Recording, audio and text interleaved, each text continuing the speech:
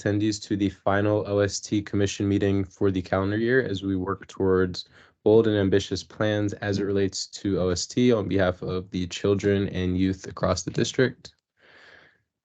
First, we have our call to order. As Shana had mentioned, it looks like we do have a quorum, so I'll go ahead and take the roll call in a moment. Currently, our new quorum will be 5 commissioners due to the expiration of several of our beloved commissioners' terms. So we do just have to reach 5 of us or more for a vote. Let's see. All right.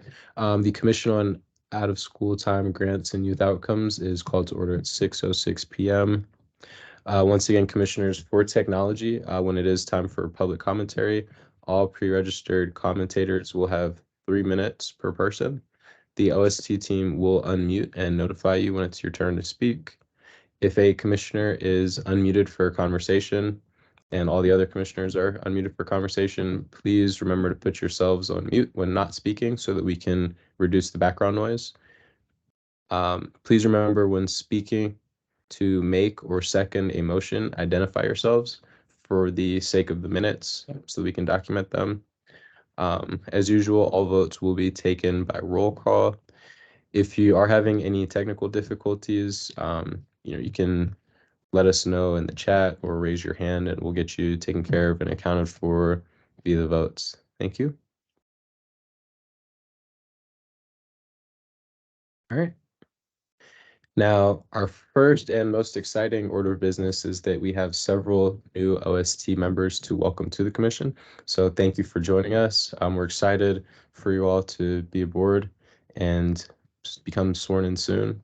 Our newest members of the OST Commission have been identified and once sworn in, will be taking their roles up officially, ideally to start by the new calendar year. They will include Andrea Jones, Joanne Lamparter, and looks like that's it for now. So thank you for joining us. If you're present, we'd love to hear a few words from you if you'd like to introduce yourselves and tell us a little bit about who you are and what brings you to the OST Commission. Looks like Andrea Jones. Yeah. Yes. And my apologies if I mispronounced your name. Oh, it's fine. I'll keep it brief. I have kids in the background. But my name is Andrea Jones. I am a special education advocate. Live in Ward 8, and I'm very excited to work with everyone because I think OST is so important for our youth. I was a product of being involved in a lot of out of school time activities instead of staying in my community. So I'm happy to be here. Wonderful. Thank you again for joining us. We're really excited to have you aboard for lots of great work. So thank you for coming at a wonderful time. And let's see. Is Miss Lamparter here as well? I guess I don't see her on just yet. Yeah, okay.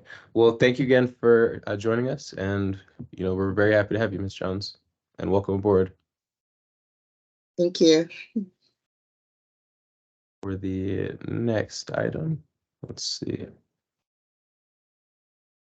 Okay, next we have the public comment. Alex or Shannon, do you know if we have any public speakers for today? No public speakers currently. Or no public speakers, sorry, no public speakers registered in advance. I'll say it that way. Okay, great. No problem. No problem. Sounds good. And it looks like Marcus is having some sound issues. Just wanted to note that. All right.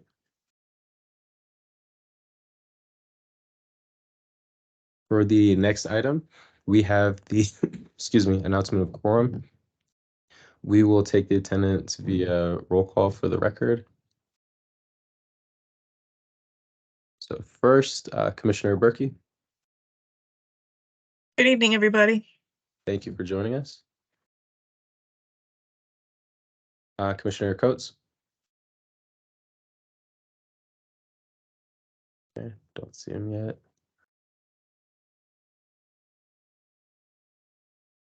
Commissioner Desir. Present. Good evening. Hello, welcome. Thank you for joining us. Commissioner Henson? I'm not seeing him just yet. Okay. Commissioner Jenkins? Present. Thank you. Welcome. Commissioner Verlin? I'm here. Hi, y'all. Hello. Thank you. Thank you.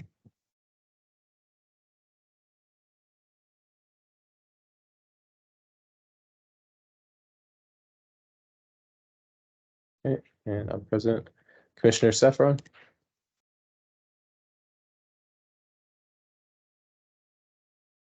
And looks like she's not here yet. Okay, great. So we have 1, 2, 3, 4, 5 present, which means we have quorum. Wonderful. Can go ahead and move on.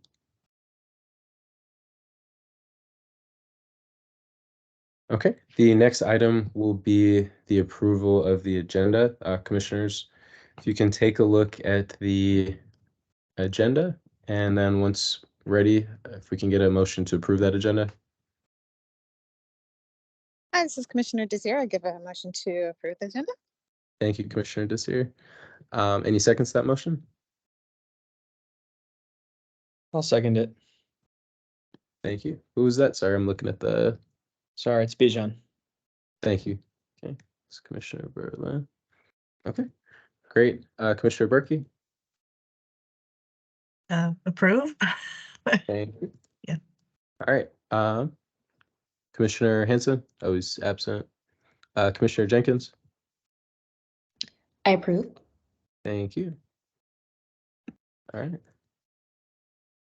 And I will approve. Okay, great. So the agenda unanimously approves.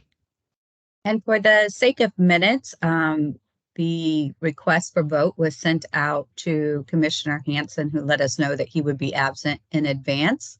And Okay. he did vote to approve the agenda. Great. Okay. Thank you. Sounds good. All right. I'm sorry, Chair Peacock, can you remind me who just seconded the motion for approval for the Sure. minutes? Let me get the voting sheet back up. That was Commissioner Verlin. Yes, and then I heard Commissioner Desir submitted approval, and there was one other who seconded the motion. Yeah, I think that was a Bijan Verlin. Okay. Yeah. Desir, excuse me, approved or motioned, and Berlin seconded. Yep. Yeah. Thank Got it. you. Thank you. Sounds good. Okay. Great. And the next item on the agenda will be the approval of the minutes. Commissioners, you know the drill. If you can take a look at the minutes for our October meeting. These are a draft version of the minutes. Let us know if you see any changes or revisions that need to be made. And if no changes, whenever ready, can we please get a motion to approve the minutes?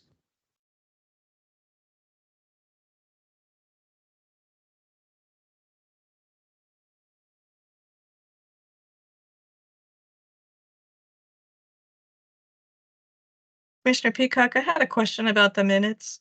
Yes. I may have overlooked it when I briefly read through them, but I don't think I saw notes regarding the idea that was introduced by Dr. Lowe at the last meeting, which was to potentially do the needs assessment in the off years with potentially, and then we raised the idea of doing something else in the intervening years, and out of that grew a commitment for 2 committees to work together. But I don't think I saw that reflected in the minutes. Okay, that's good to know.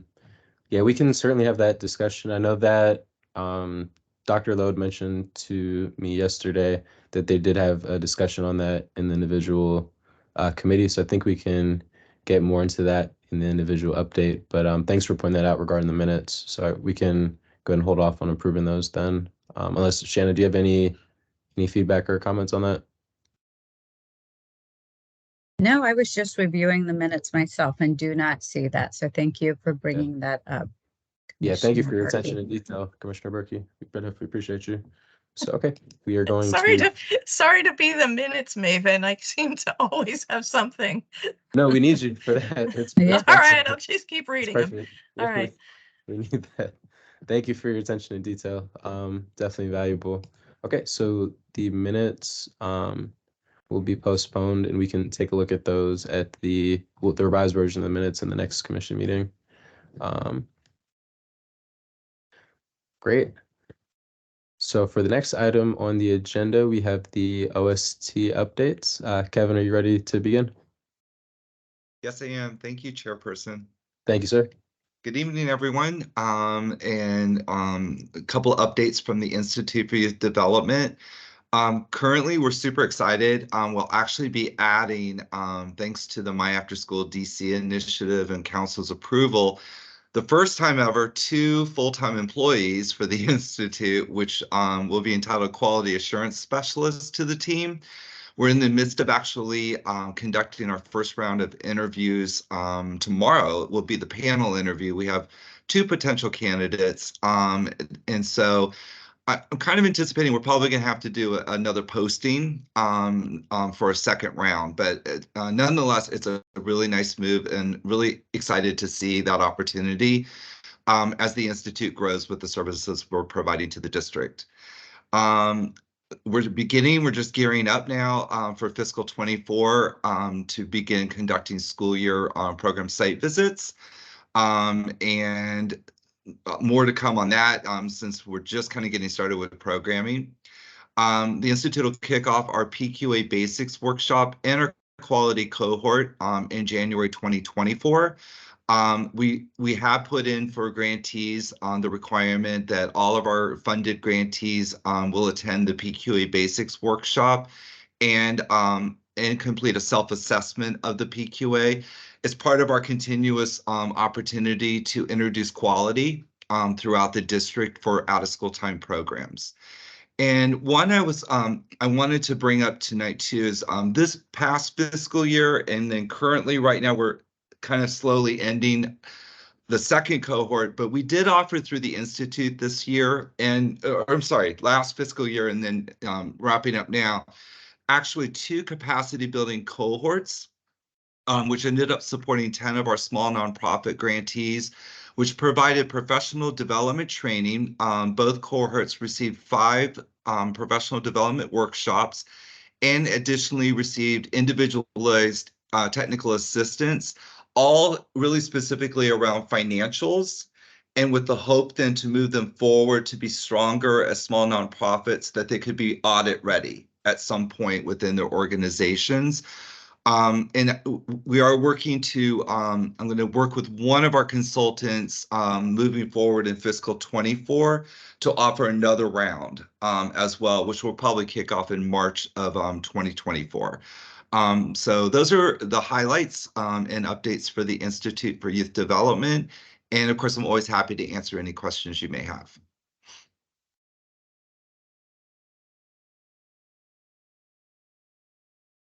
All right, I don't hear any questions. And I apologize because I'm not sure who I'm passing it to. I'm really bad at that. So, all right, so I'm passing it to Data. Thank you. Yes, thank you so much, Kevin. Good evening, everybody. We are the OST data team. I have my colleague here, Biodun. He's also online with us. So for the FY24, so for the COY reporting, the COY reporting phase has been successfully concluded. Reports have been disseminated to grantees that actively participated in the COY surveys. This information will be instrumental in refining and enhancing our programs before cater to the needs of our youths. So also we've successfully in transitioning all our data into centralized forms because we're centralizing all our data system into CitySpan because prior to this time, and Shanna has been very, very instrumental to that, centralizing every data from the OST office in CitySpan. So CitySpan centralized RFA system. The city spam centralized RFA system is fully operational, and the beginning of our process of streamlining the grant management system process significantly, which began with the FY24 grant application. So we did have a bit of back and forth with the FY23 because all of the applications, all of the system was not fully centralized, but we assure you that the FY24, everything is centralized, and moving forward, we have a success on that. So on the MADC portal, that's my after school DC, is steadily progressing. The development phase is underway to ensure that this initiative reaches its full potential. We have scheduled multiple meetings with prospective vendors. These discussions are pivotal in fine-tuning the portal and addressing any intricate details to make it a transformative tool for accessing my after-school program. And so we have a couple of vendors that we reaching out to. We have in play. We have a couple of vendors. We have in-house. We have the ones we've been working with. So we taking our time. We very, very strict on that to ensure we have the best vendors that's going to take this work on this portal because we understand that some of these vendors, some of them have different experiences in different areas. So we're trying to get the one that is the best and cost effective and the one that also understand the data protection of the DC District of Columbia rules. So we put into consideration everything under the guidance of Dr. Lowe and of course Shannon. That is that from the OST data. Also, we successfully completed the panel interview for the manager for the data office. So we should be giving you in our next uh, commission meeting among successful news. I'm sure the new candidate should be on this meeting. I'm sure about that. So if you have any questions for the data team, please ask away.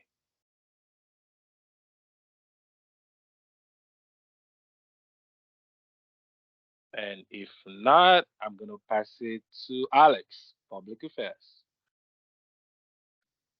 So good evening, Commissioners. Alex Brown, Public Affairs Specialist with the OST office. So currently we are currently planning for Summer in the City. That planning is underway. The tentative date for that is Saturday, March 30th, 2024.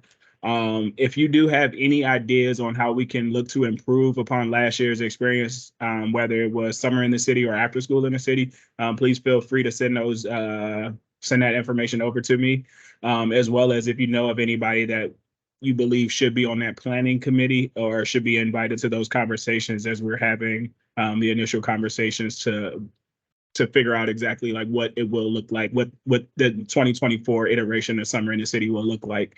So please feel free to reach out. We could definitely have you involved in those meetings. Those meetings are scheduled for Tuesdays. They're bi-weekly, but they are an opportunity to just talk about Summer in the City and begin the planning process for that.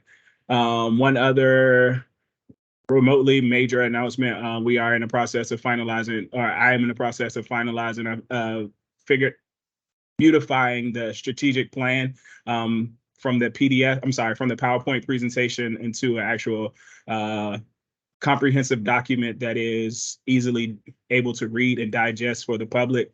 So we are working to finalize that and get that approved and get that shipped out and sent over, as well as publicized, not only through our website, but also through the different channels that we have, and making sure that those are either not only online, but also having hard copies of those are available as well.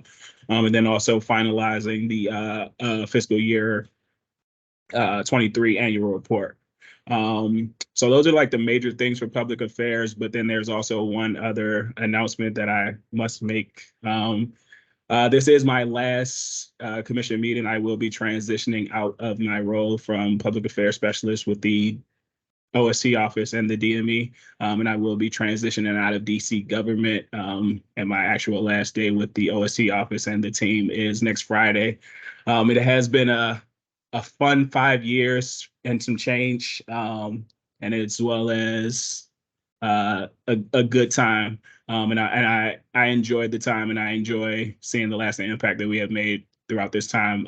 But my tenure with the DC government has come to a close, and I will keep in touch with everybody. And I am truly appreciative of all the relationships that I've been able to build throughout this time. And I look forward to connecting with you guys in other avenues and other ways as we move forward. And if there are any questions for me, please feel free, either come off mute or put it in the chat, but please feel free to let me know if you have any questions. Yeah, thank you very much for the wonderful updates. Sorry to hear that you'll be leaving us, but congratulations on your next adventure, and thank you for all the wonderful updates. Really excited to hear everything you're doing with the strategic plan, making that look nice for us. But yeah, it's been wonderful to have you. You always make sure I'm very prepared, so I'm gonna dearly miss you, because I'm sure the rest of the commission will. But congratulations to you for moving on. Thank you. I appreciate it. Thank you. And I appreciate you too. Thank you.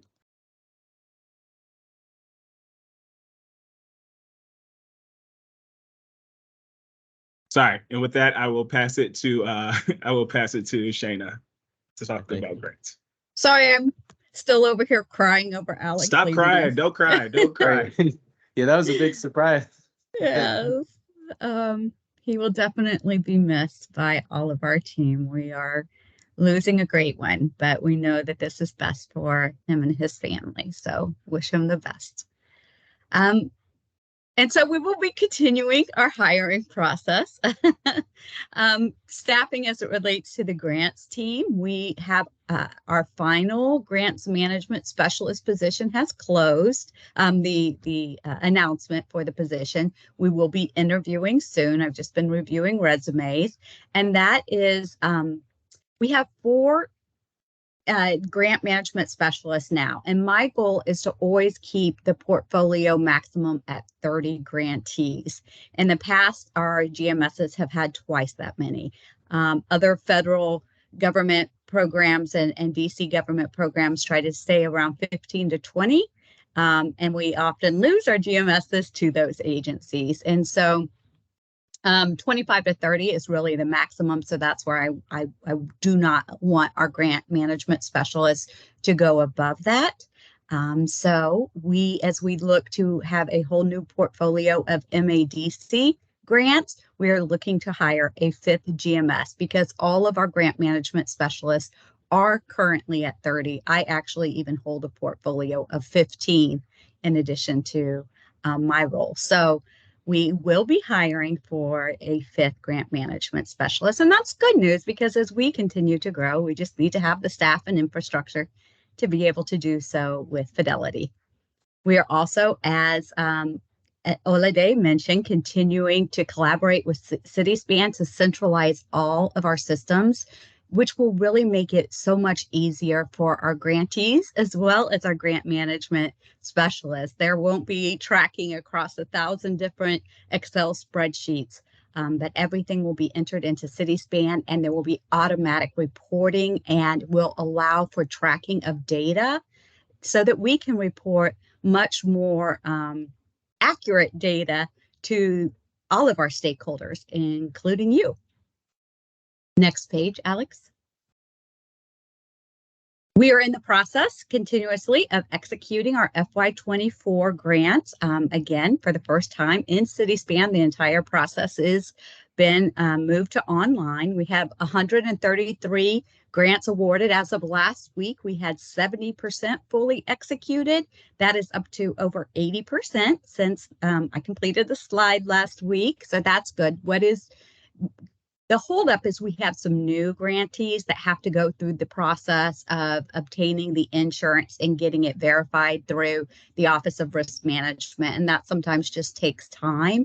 And so those few organizations that we're still waiting on, and really it's related to the insurance delay. With the MADC competition, the RFA was made public October 24th, and we will be offering $3.1 million to eliminate the gap in out-of-school time services at 31 priority schools. We worked with the DC Public Schools, DC Charter, and several other stakeholders to identify what those priority schools should be, and they were based upon the ward location, our priority wards, the total number of youth, not just percentage, but number, because some of our larger schools that have maybe a smaller percentage of at-risk youth, but a larger number overall, we took that into consideration. And then we looked at the wait list that was provided or other demonstrated need by DCPS and DC public charter schools at those specific schools. We wanted there to be, of course, demonstrated need. And then we compared that against those schools that had a known 21st century grant application and or award, because obviously we did not want to duplicate the distribution of funds to specific schools. So those 31 schools include 13 elementary schools, 9 K-8 schools, and 9 middle schools. And that will close December 1st with an award notice the beginning of January. We hope to have that launched. The goal is to have the programs launched with the start of the third quarter or the second half of the school year, which begins January 29th. Next slide, Alex. And then lastly, one of my goals this year is really to work on cross-sector collaboration and alignment across the various agencies of DC government. And as indicated with the MADC priority schools, working very closely with DCPS and DC Public Charter School. And I should say 2 of our commissioners, Commissioner Berkey and Commissioner Jenkins, were instrumental in that work and helping to identify where there were wait lists or demonstrated need, and working to provide, known applications for 21st century funding status. Because we had to wait, we were waiting to see who the actual awards were for 21st century. We did have to move forward before those were announced in order to roll out in time for the second semester. But once they were announced, we did identify 2 additional schools that are a part of that 31 that had an application but did not receive funding and that were on our initial list based on the other criteria. So added them to the priority school list. So again, through the collaboration with other agencies, just really making sure that we are identifying gaps in alignment with other agencies and working together more, in a more smart approach to ensure that we are meeting the needs of those schools that need it. I've just started under Commissioner Berkey's leadership. She's leading the National Center on After School and Summer Enrichment Peer Learning Group for developing equitable system level strategies to strengthen social emotional learning and mental health supports. I think the longest title of any peer group I've been a part of, but serving on that with other agencies and organizations across the district to address this very important issue for our youth. I've been working with DC Public School staff to, as soon as they identify their sites for summer school, we will also identify those for our grantees, our year-round and soon-to-be summer grantees as the sites where we encourage the program rollout so that students that are in summer school have the opportunity for full day services going straight from summer school into the after school summer after summer school summer program for the afternoon hours for a full day, also therefore supporting working parents. And then as mentioned, the My After School portal development, this is really an opportunity for us to align. It's a big initiative as we look to really create a one-stop shop for families to come and find all programming, be able to put in their school, put in their home address and see what's available within a certain mile radius to their family. Whether it's a Department of Recreation program, an OSSI funded program, a Learn 24 funded program, a DCPS 21st Century site, whatever it is, that they would be able to to see that and see the eligibility and the enrollment process.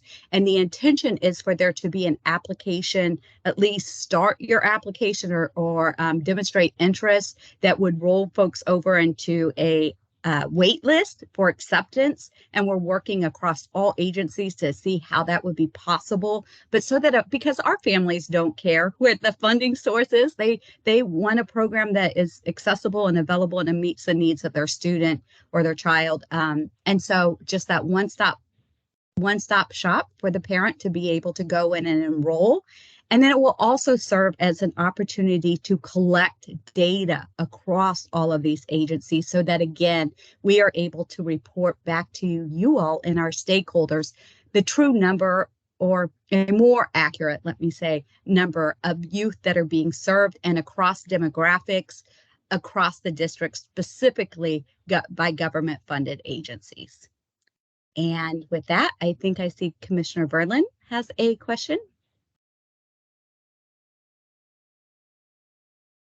Sorry, still struggling to find my mute button. I wanted to just circle back on the demonstrated need and 21st century learning funding status. Can you just say a little bit more about the 21st century learning part? Like, what did that mean? They needed more money because they didn't get it from DCPS because of the like reduced amount from this year? That's correct. Okay. Do you have a sense for what schools, how many schools that ended up being? I think you said it, but so first of all, we had our priority list based upon the other criteria, and those that met that criteria that did not receive 21st century funding, there were 2 additional schools that made it onto our list. But I know Commissioner Saffron isn't on, or unless she's joined. I do not off the top of my head. We can certainly circle back unless Commissioner Berkey knows the total number of schools that did not. A DCPS received their and Commissioner Berkey again may be able to speak if that was the full percentage of the request that DCPS schools received for 21st century. We weren't looking at those because DCPS was committed to funding those one way or another. They had already started. We were looking at those that were to be funded. The grantee was an organization, an OST provider, and we had the list from DCPS because they had to establish a partnership with the school, so we knew which schools had a partnership application with an out-of-school time provider, and we were looking at those. And like I said, of those that were not funded, there were 2 that were able to add to our list. There may have been other ones that were not on our list. And again, if Commissioner Berkey, I don't know if you have any additional information on that or if you want to clarify anything I said. No, I think you got all that right. I just want to make sure that Commissioner Berlin knows that the funding doesn't come from DCPS. Yeah, I'm aware. It's OSSI. It's OSSI. It's a grant through OSSI, and DCPS is a recipient of that. Yeah. No, I'm aware. Yeah. Okay. Sorry. It just sounded like at some point. Yeah. No, there were a lot of applicants. We don't know how many applicants there were for 21st century grants. Not everybody got funded. There were very few awards. And what we did know was that some of the organizations that had hoped to have an award either for new programming or continued programming at a particular school that had already been identified as a priority school just didn't get funded through 21st century, and therefore they hopped onto the list. Yeah. Okay. And so that money is flowing. Is it also flowing to organizations that applied for 21st century grant funding but didn't get it? Or is that it wasn't that explicit? Yeah, potentially. So if they did not explicitly. receive that funding, we will hope that, they already have an established partnership with the school, because MADC really requires, well, it does require partnership with a priority school, but we really have this level of collaboration built in around the types of services, the students that are being served, the hours, et cetera, that they have to fill out a justification or a statement of commitment that identifies each of these areas and is signed off by both the priority school and the out-of-school time provider. And so because that's already been established, but by way of the 21st century application, they're organization that already have a strong relationship with that school, we anticipate that that will be an MADC grantee that the school would select. Or the organization that the school would select to collaborate with. Okay, thank you. Any other questions?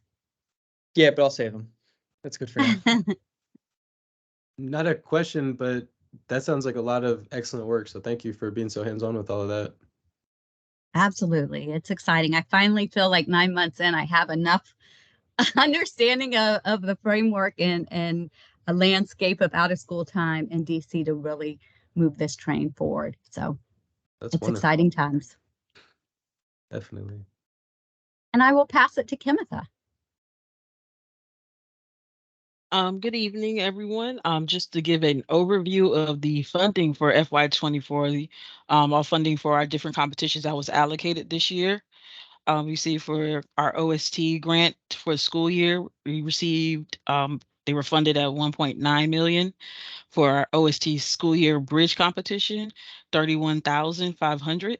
For the OST for school year small nonprofit, received 100,000. For the OSTR year-round competition, 16.9 million.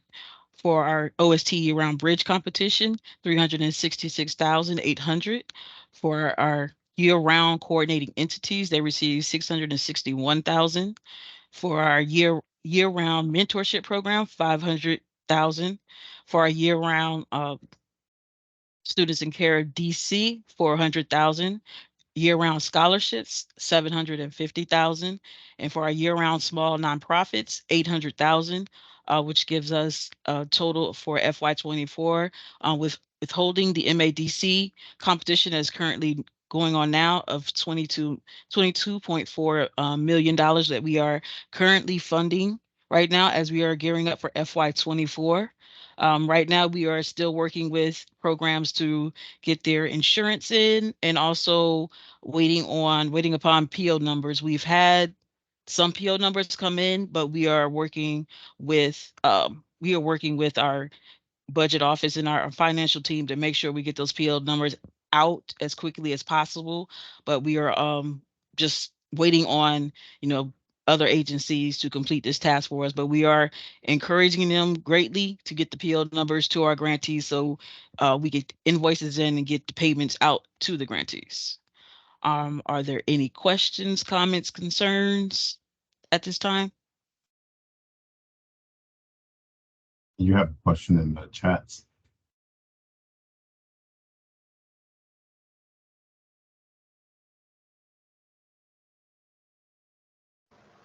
I can come off mute and give my question if that's okay. I was just wondering, do you have the resource allocation budget for the OST office administrative overhead costs that you can share?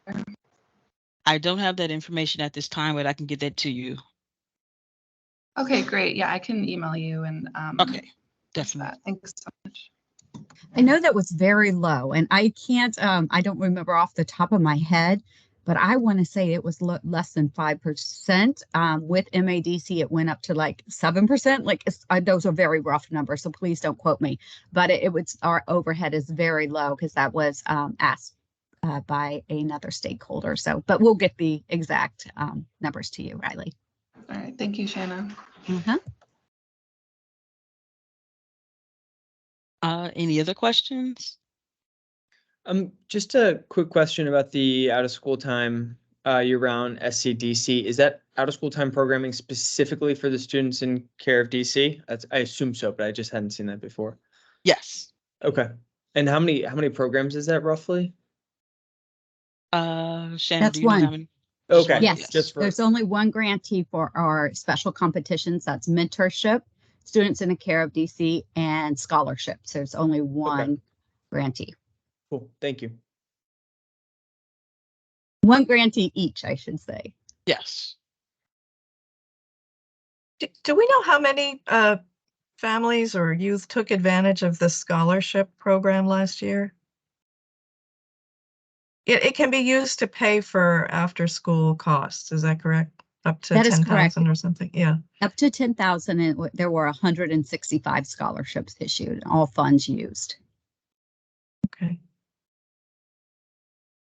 And this year, just to remind everyone, we have an additional 250,000 of that 750,000 that is to be offered to specifically to students with special needs.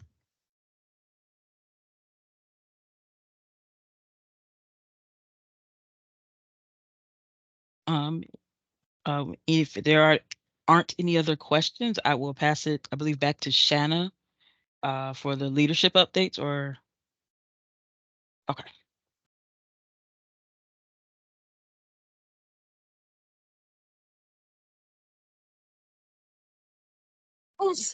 I pressed the mic like 5 times, so I apologize with that. My technical issues. So as indicated across the night in regards to the hiring, we have 3 additional MADC roles to fill, and we have posted and closed out the vetting for 4 of the 7 MADC affiliated roles.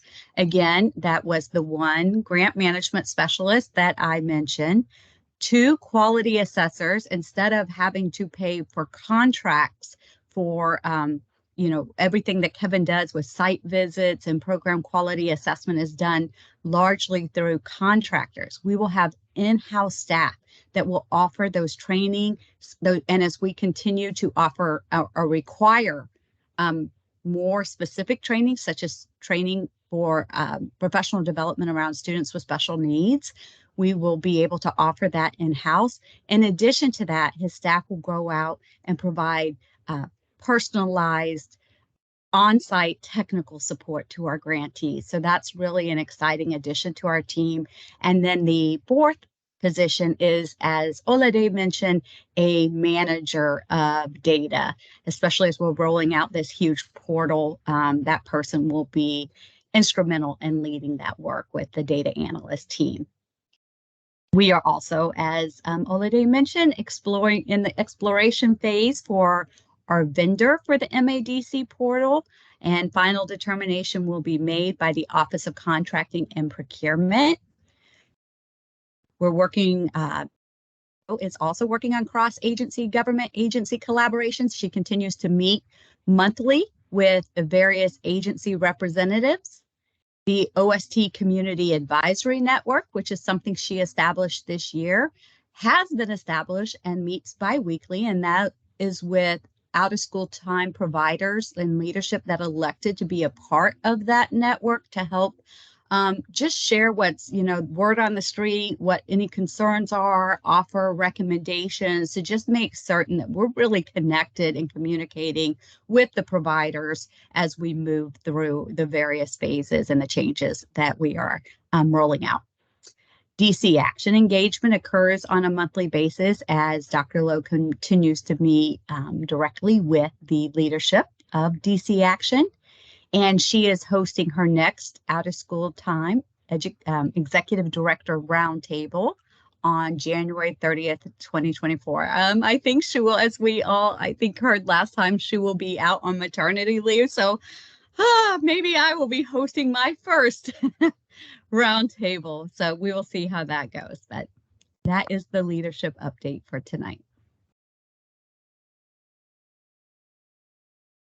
Excellent. Well, thank you for doing a great job standing in for Dr. Lowe's updates. We really appreciate you stepping up and going above and beyond. So lots of great work from the OST leadership and the OST office in general. So we appreciate you. Thank you. It's like next we have our commission and committee updates.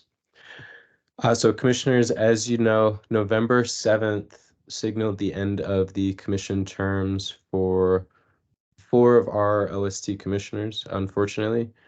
This meeting will be the close of the OST commission term for the calendar year 2023.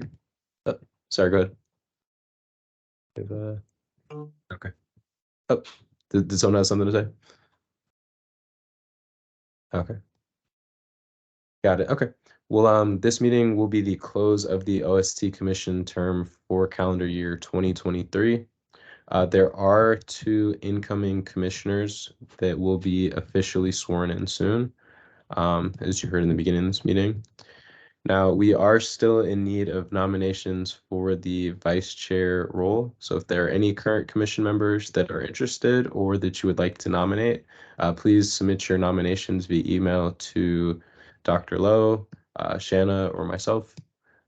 Most likely Shanna or I, since Dr. Lowe may be out pretty soon. But if there are any stakeholders that are interested in joining the commission as well, please continue sharing the application with them now that our numbers are a little bit smaller. We're definitely welcome to have more commissioners. Someone within the OST office will then provide the link in the comments to apply to join the commission. We are especially seeking commissioners from communities that are not currently represented within the commission and who are deeply committed to the work that comes out of the OST office. The link to apply is on Moto Board's website, but we will provide that to you via email.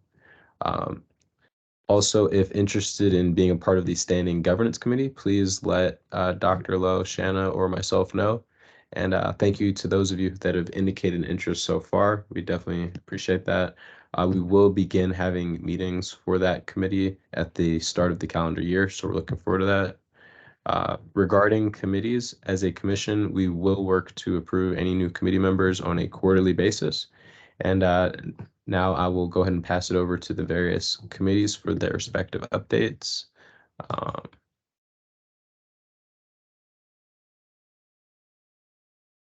right. First, we have the Coordination and Collaboration Committee update. Yeah, so the Coordination Collaboration Committee, our chairperson, Chairperson Siegel, Chairperson Siegel, actually ended her term with the OST Commission, and so we are currently in need of a commissioner or a person or individual to lead that Coordination and Collaboration Committee. So if that is you, please step right up. Sign up and send an email to either myself, Shayna, or learn24@dc.gov, and we can get you to be in charge of that Coordination and Collaboration Committee. And we thank you in advance for signing up. So with that, I will pass it to funding and capacity building. Well, same thing where our commissioners have rolled off, but I was able to meet this past Monday with previous commission members, Commissioner Hill and Crump, and we had a very I'm just coming in to staffing this committee, and so it was a really good opportunity for them just to share with me how committees have operated in the past, what their goals are, what their thoughts are for the future. We took a previous work plan over this week and developed the draft based upon the action steps from the strategic plan that they had established, and that sets us up to work within the committee to develop a work plan with specific tactics and timelines that we would like to accomplish this year. So it was just a really lucrative conversation, and we are looking for someone to step up and become the chair of the Funding and Capacity Building Committee as well, with monthly meetings.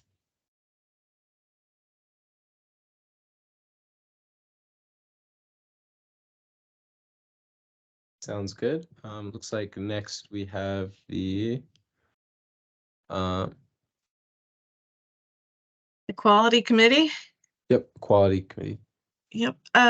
So we have met twice with the Needs Assessment and Outcomes Committee to explore the idea that Dr. Lowe introduced at the last commission meeting of carrying out the full needs assessment in alternating years with and then following up on the proposal to do some level of kind of data collection in the intervening years. And so the first meeting was really to explore that concept and flesh it out a little bit in terms of what that off-year needs assessment might look like. I did not personally attend the last meeting, which was held earlier this week, but it appeared to me as though they came up with some specific questions that might serve as the basis for an off-year assessment. Just looking at gathering some specific data. But I think one of the things that we thought would be useful to focus on is a deeper exploration of the services for children with special needs, and maybe taking that up as the topic of the next off-year needs assessment. But if anyone attended that meeting this week and can shed more light on what was discussed, that would be great. We've set up meetings, I believe, weekly of that group. So we'll continue to explore this topic over the next few weeks. Wonderful. Thank you for the update. That sounds excellent. I'm glad to hear that you all begun work on that as we discussed for the needs assessment. So it definitely sounds like a great solution. Looking forward to hearing more about it. Speaking of which, it looks like next we have the Outcomes and Needs Assessment Committee.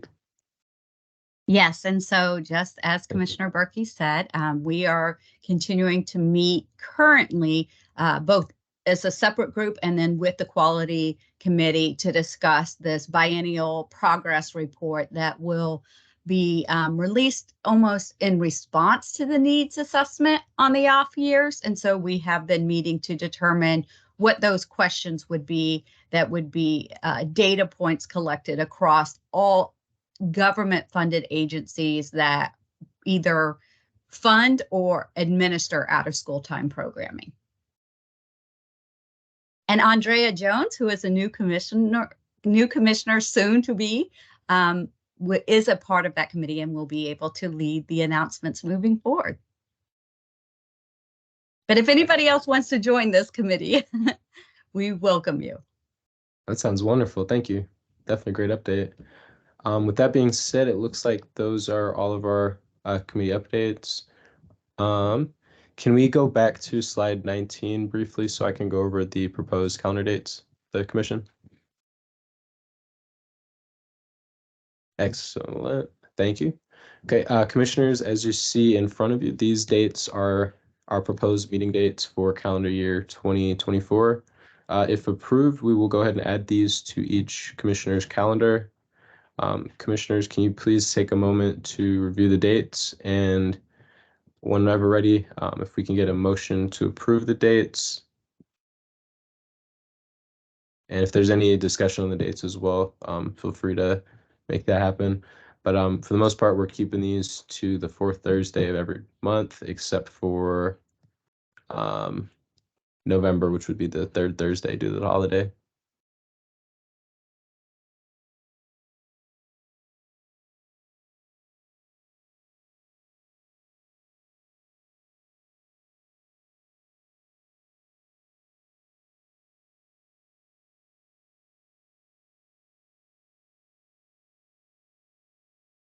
Okay. Does anyone have any objection to these dates? No? Okay. Any discussion, or if not, can we get a motion to approve?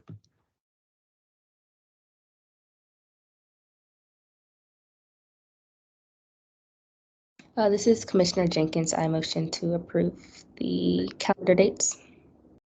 Thank you, Commissioner Jenkins. Any seconds? Seconded. I'll second. Thank Commissioner Berkey. Thank you, Commissioner Berkey. Got you. All right. Commissioner Desir.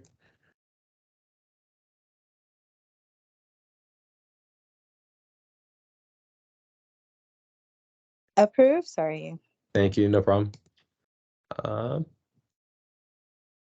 Let's see. Commissioner Verlin. Yep. Vote to approve. Thank you. Okay. And I will approve it as well. Great. So this proposed calendar has been unanimously approved. I'll check back in once we have more commissioners just to double check that everything's good to go. But currently as it stands, this will be our calendar. So if we can go back to, I believe it's slide 24. Yep, slide 24. Okay, great. So commissioners, our next commission meeting will be held January 25th, the same time from 6 p.m. to 7:30 p.m. Once again, the meeting will be held virtually until further notice due to the regulations with the mayor's office. And that's pretty much it. Commissioners, is there any additional business or comments that needs to be discussed or anything any of you would like to say? I know some of our last days today.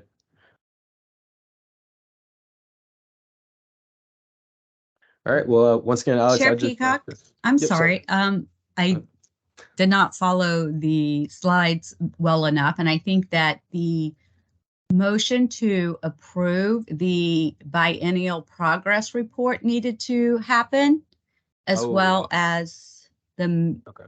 the data points that are being requested. Maybe that should have taken place during the committee report out. Okay. Gotcha. Sorry, I missed that as well. Let's see. So basically what we're asking is we wanted to hold on this when this was raised during the last commission meeting. And we have been meeting across the committees as the recommendation was. And so now, as we have reported out tonight, that those meetings are happening and that we are collaborating to determine what this actual biennial progress report will look like. Dr. Lowe would like the commissioners to vote to approve, if possible, the decision to do the needs assessment every other year, with the off year being a progress report, almost in response to the needs identified in the needs assessment. Oh, yeah, I do remember that conversation now. Okay. Well, commissioners, I know we did discuss that briefly within the committee meeting for quality cohort and outcomes and needs assessment. Is there any discussion on that decision to go ahead and try to make that a biannual thing instead of annual? Or if not, can we get a motion to approve that? Wasn't there some discussion about like we were going to hear back about what Commissioner Berkey was saying about like what would be in that secondary, what we would hear in the off year? Yep. So right now we're not voting on the specific questions. We're voting on them proposing those questions for us. Well, yes, these are the I just shared. Are you all able to see my screen? I saw it for a moment. Now I'm not seeing Not it anymore, no. Yeah, no, Okay. we don't. Trying to figure out how to share this because let me go back. Apologies, this is not my stronghold here. Okay. Do you see it now? Yes. Okay, Yes, so we can see there's it. two different votes. Based upon my understanding, one is to have the needs assessment not to take place annually, but this progress report to take place. They both to take place biennial, so every other year. And then there is a second vote around the type of questions that are recommended here. And this is what was developed by the two committees working together. And I can scroll down if you guys want to take a chance to look at these, but type of programming, of course, whether it's school year, summer, year round. Do we want to do this before I move forward? Does it work to just talk through what these are and have a discussion? I believe it does. Does anyone else have any objection to that? I'm just wondering whether we can, since we really aren't fully fleshed out in terms of what what this off-year thing looks like, could we at least just carry out a vote on the proposal to do the full needs assessment in the alternate years rather than annually? Because I know that that decision has implications for procurement, and all sorts of things. It's a budgetary issue. It's a timing issue. It's such an involved process that if it's going to happen every year, it has to happen like now, like get it going. Yeah. So I think that's really key, but the specifics of this are still information, I think. Right. Yeah, I wouldn't expect this to be done just yet. I think Yeah. what I was intending for us to vote on is just the possibility to move in this direction. Well, I'm confused. It's the possibility to move in this direction. Like we're deciding on this or we're not deciding on this? So we're not deciding on the specific questions within the needs assessment. That's still being worked on. But what we are moving towards voting on is making it biannual instead of annual, and the committee's still continuing to come up with the actual survey questions themselves. Does that make sense? Yeah, I do think it's important to decide on the scope of what happens in the off year before we decide to have an off year, frankly. It Okay. doesn't have to be specific, but So would you like to just review these recommendations and perhaps not vote on them as official, but review them so that you have a better idea of what this progress report will include?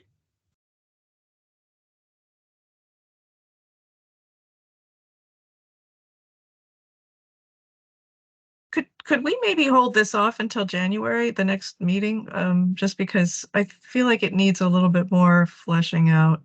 yeah. I mean, I would like us to be able to come back as two committees and say this is what our specific proposal is, not Okay. just like notes from the discussions or whatever. But Yeah. but again, I don't want to hold up a procurement issue until late January when if you are, if there's a strong feeling to conduct a needs assessment on an annual basis, that should be decided now at the start, closer to the start of the fiscal year than another few months into it, and after the first quarter has been completed.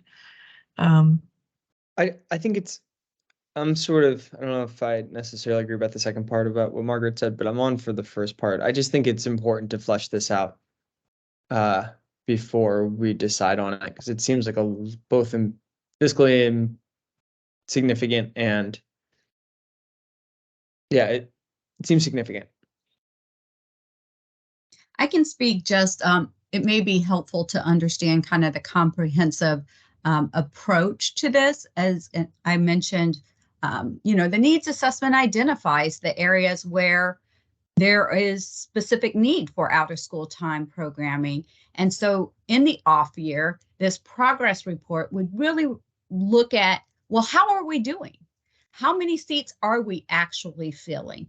Of those, how many are students with disabilities? How many are students who are English learners? And so that's if you go back. And so we're really tying this, kind of looking at this MADC portal as also an opportunity for collecting data.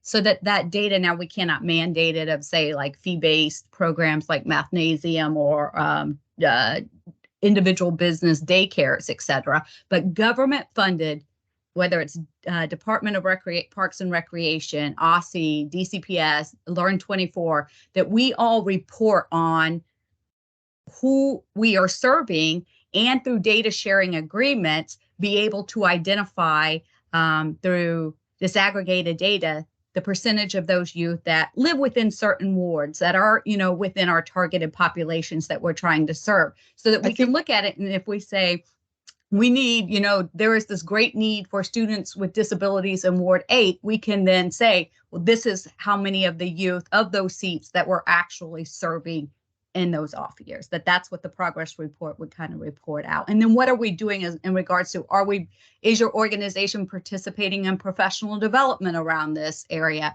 What are other types of supports that are being offered through like a multiple choice comprehensive list that folks would then be able to respond to, and we would be able to at least provide some type of summary of what's happening across the district, not just through Learn 24, but again, across all DC government funded agencies. I think that sounds great. All I'm saying is that we should have a proposal in front of us about what that is. Like let's define some of the scopes of it. Yeah. Is that fair? I don't think that does sound like a valid opinion, especially if, there aren't any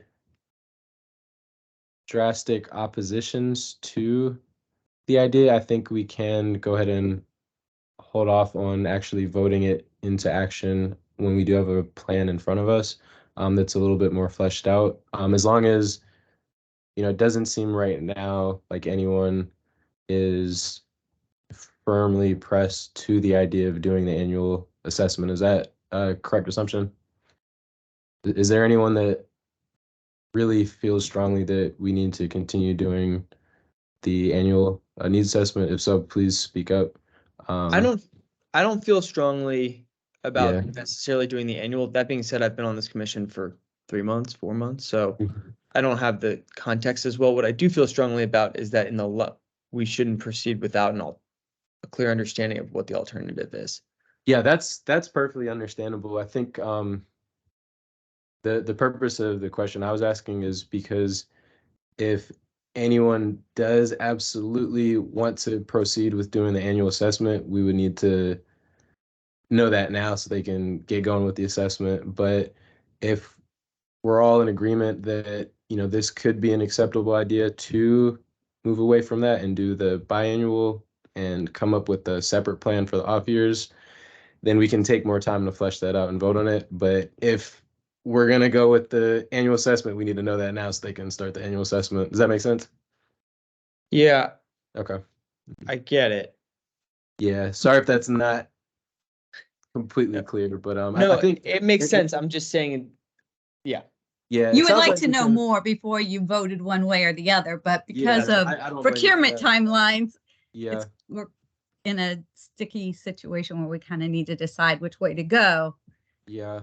I think the other thing we discovered was that, when we went back to the needs assessment and the recommendations and so on, it was clear that the needs assessment has more value if in the following year you can actually do something with the results of it.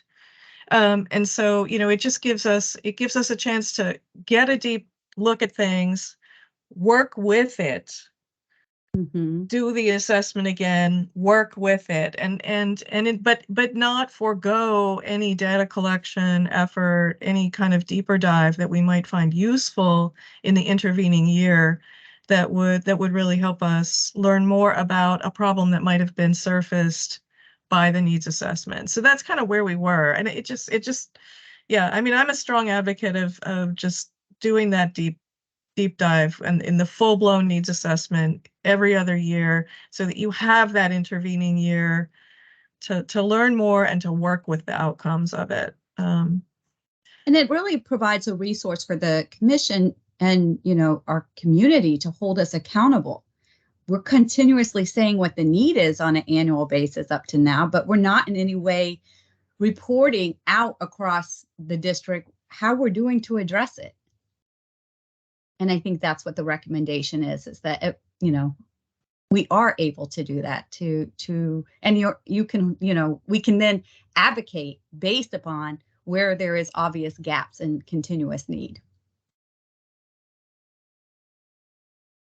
Yeah, I would agree with both of those statements completely. It sounds like there are no major objections to the actual concept of moving in this direction, but it does make sense. It's a fair point to hold off on actually voting the plan into action until we do have a more fleshed out idea. So maybe we can table that official vote to the next discussion, but continue working on that plan because it does seem like we're moving towards that direction. So thank you for the great work you have been doing on it so far.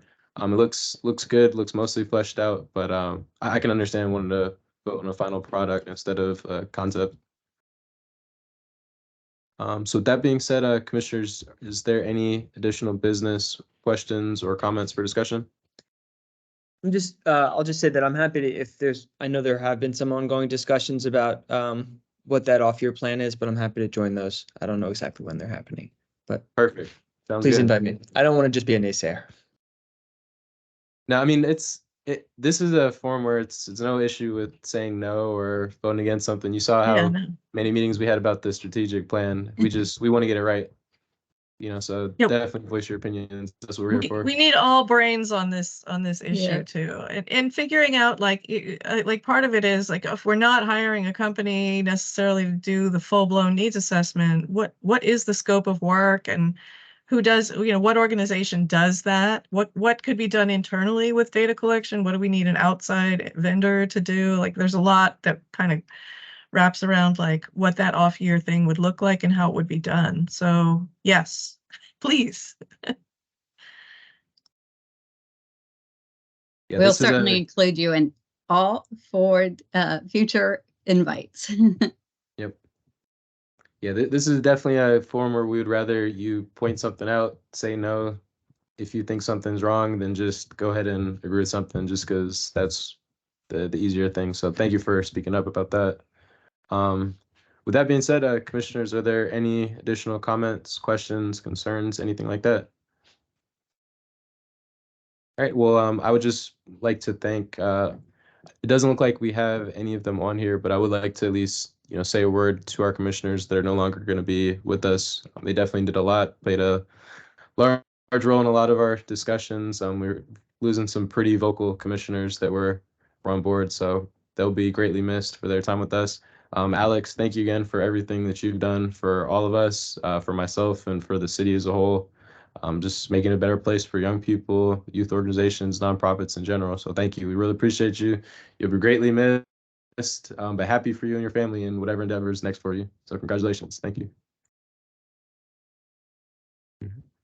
And commissioners, on that note, unless anyone else has anything to say, which feel free if you do. But if not, can we get a motion to adjourn?